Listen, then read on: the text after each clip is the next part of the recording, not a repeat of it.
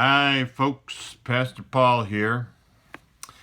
And I'm looking outside there at all the snow, and I got to tell you, this whole social distancing thing is getting to be kind of a drag. Does your calendar look like this? Yeah, nothing. You know that things are boring when the kids want to go back to school, but you know they're really boring when the teachers want to go back to school. I have to tell you, the other day I caught myself watching a TV show called Dr. Pimple Popper. And the worst of it was, I thought it looked pretty interesting. That's how bad it's got here. You know, boredom is one of those things that we're all kind of living with at this particular point.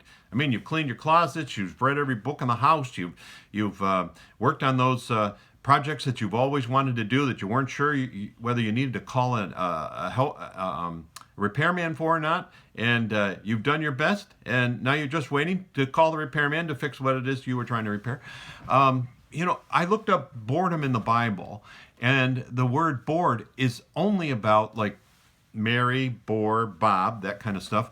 Or I did find the word bored in it in one verse, and it says, the priest took a chest and bore a hole in it.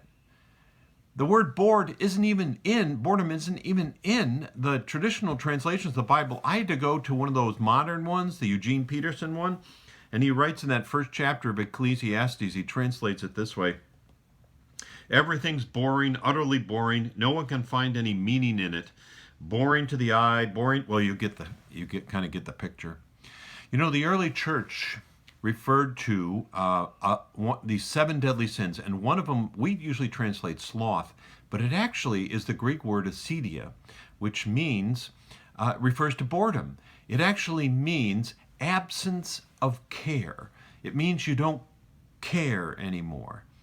And that's what can easily happen to us. We're just flooded with so much information and stuff, we stop caring.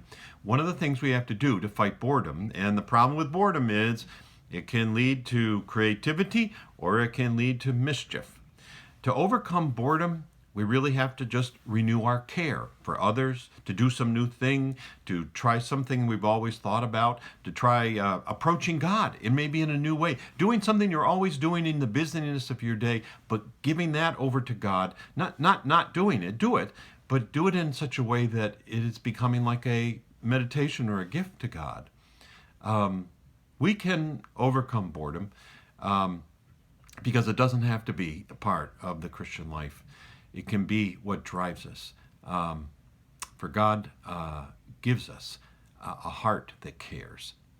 Talk to you tomorrow.